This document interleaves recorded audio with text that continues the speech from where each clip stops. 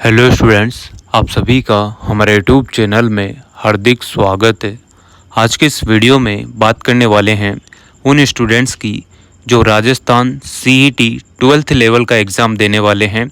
तो एग्ज़ाम देने से पहले आप लोगों को ये वीडियो ज़रूर देख लेनी चाहिए, क्योंकि इस वीडियो में मैं आप लोगों को ओएमआर सीट कैसे भरते हैं, क्या गलती आपको नहीं करनी है ओएमआर से संबंधित, या परीक्षा में बैठने से पहले आप लोगों को क्या क्या गलतियां नहीं करनी है कि आप लोगों के अच्छे मार्क्स बने, आपका जो क्राइटेरिया है वो आप लोग पास आउट कर लें, और जो भी एग्ज़ाम आपके सीईटी 12th लेवल वाले जो एग्ज़ाम पास करने के बाद आप लोग जो भी वैकेंसी देना चाहते हैं वो आराम से कवर कर पाएँ।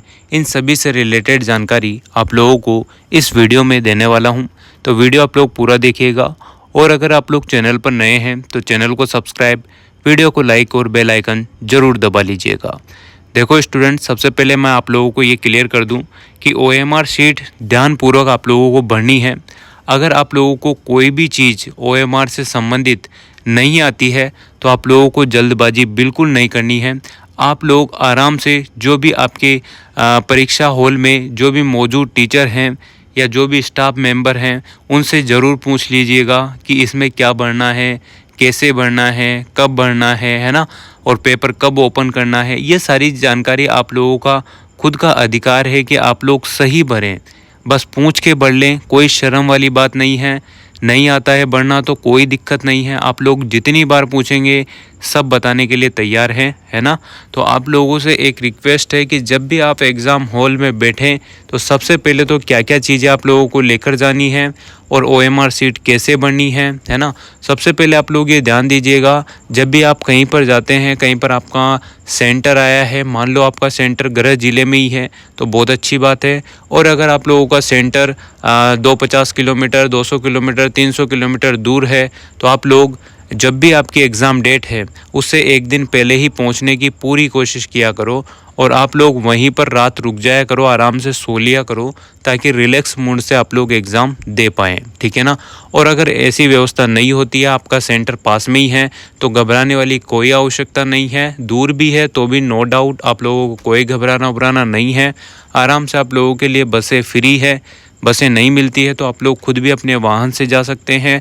आराम से जाइएगा, कभी भी स्पीड तेज़ किसी से होडिस के नहीं करने हैं। गाड़ी चलाते टाइम बिल्कुल केयरफुल आप लोगों को जाना है, और एग्ज़ाम का जो टाइम है उससे पहले ही आप लोगों को चले जाना है।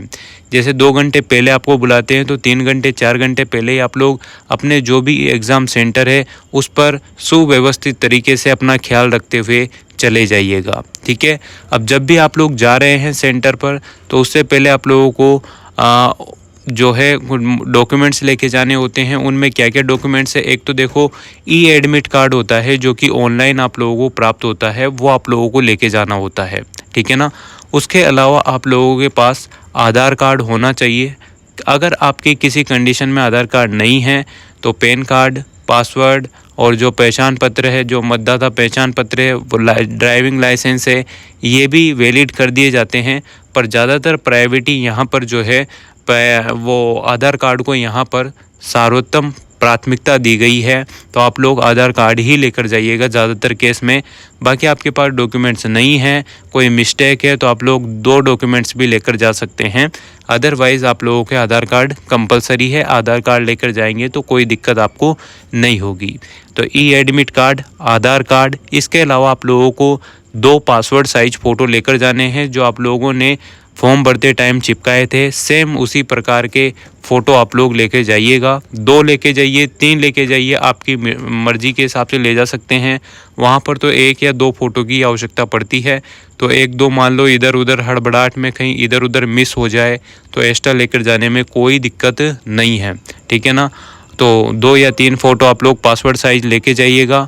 उसके अलावा आप लोग 2 बॉल पेन लेके जाइएगा, ताकि आप लोगों की अगर मान लो बीच में एग्ज़ाम देते टाइम एक पेन अटक जाता है या कोई मिस्टेक हो जाती है पेन में, तो आप लोग दूसरे पेन से यूज़ ले लें। किसी का मुंह देखने की ज़रूरत आपको ना पड़े, किसी की सहायता की ज़रूरत ना पड़े। इसी प्रकार से आपको प्रिपेयर होकर एग्ज़ाम देने जाना है।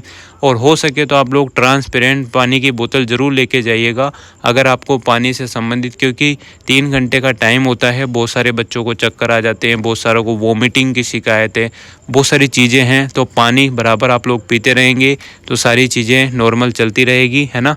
तो इन चीज़ों का तो विशेष तौर पर आप लोगों को ध्यान रखना है।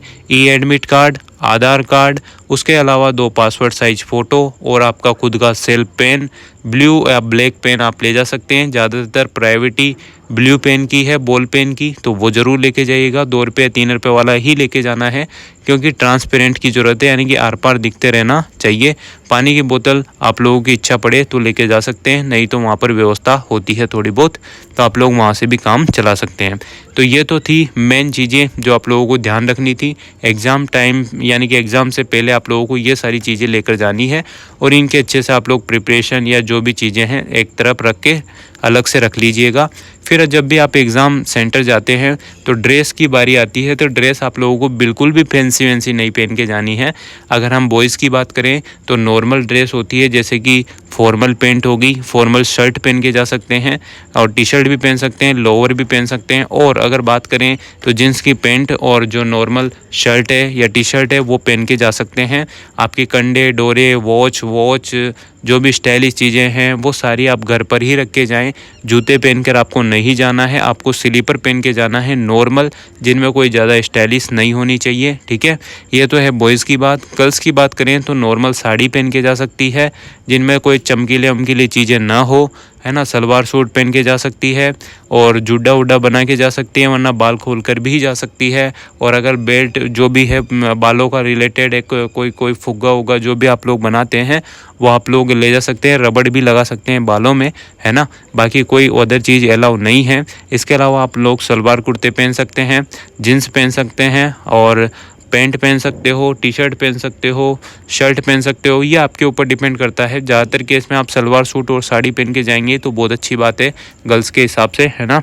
तो आप लोग ये सारी चीज़ें ध्यान रखिएगा।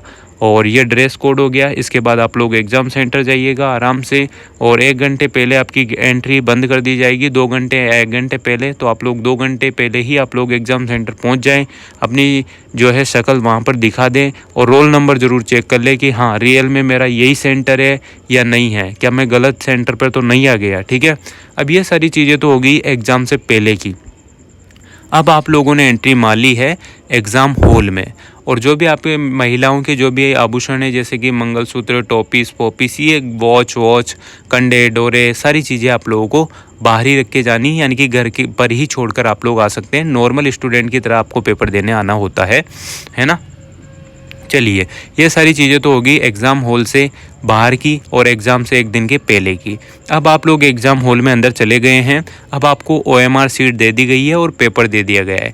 अब वो पेपर जब भी खोलना होता है जब घंटा बजता है, यानी कि जब टाइम हो जाता है तब वो खुद ही कह देते हैं। जो भी आपके इस हॉल में या जो भी आपका रूम है उसमें जो टीचर आया है वो आपको बता देंगे कि इस टाइम पर आपको खोलना है।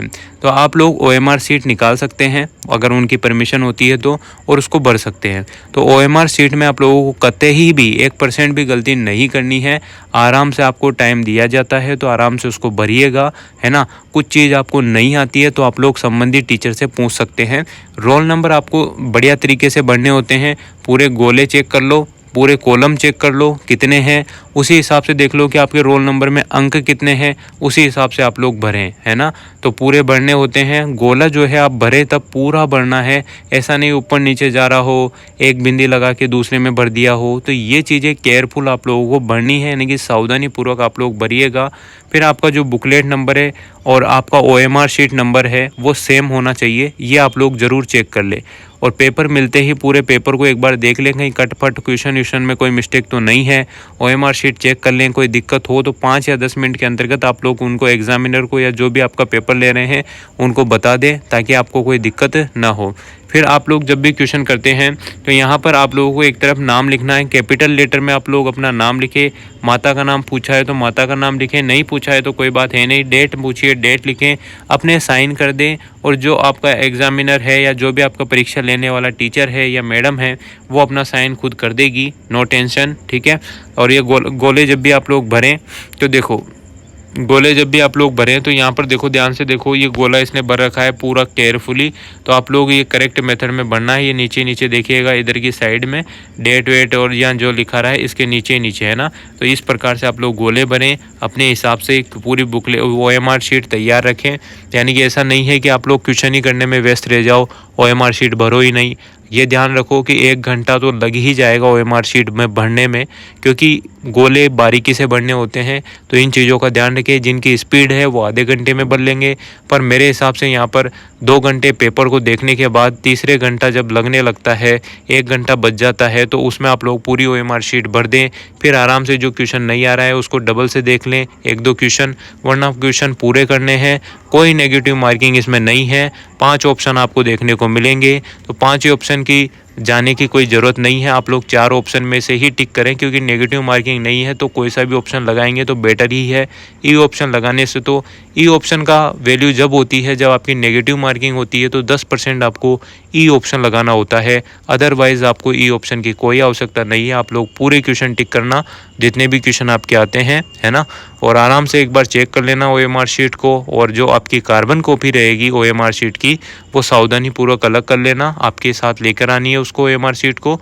OMR शीट की जो कार्बन कॉपी है उसको तो लेके जानी है, और जो OMR शीट है वो वहीं पर देनी होती है, ठीक है ना। पेपर आप लोग लेकर जा सकते हैं, बाकी यही चीज़ें होती है। और एग्जामिनर जब तक आपसे बोले नहीं तब तक आप लोग एग्ज़ाम हॉल छोड़े भी नहीं, ठीक है ना, तभी आप लोगों को घर जाना होता है। तो इस प्रकार का पूरा प्रोसेस रहता है। तो आप लोग बी केयरफुल, एग्ज़ाम दीजिएगा। ऑल द बेस्ट आप सभी को, हार्दिक शुभकामनाएं। अच्छे से प्रिपेयर होके जाइएगा। अब आप लोगों को लोड लेने की ज़रूरत कतई नहीं है। नॉर्मल जाना है, नॉर्मल आना है। एग्ज़ाम अब ज़्यादा दूर नहीं है, तो आप लोग सावधानीपूर्वक सारी चीज़ें करना। सारी चीज़ें मैंने बता दी है, तो उम्मीद करता हूँ आप लोगों को ये सारी चीज़ें हेल्प करेगी। वीडियो अगर अच्छी लगी हो तो like, comment, share and subscribe. Thanks for watching. Once again all the best.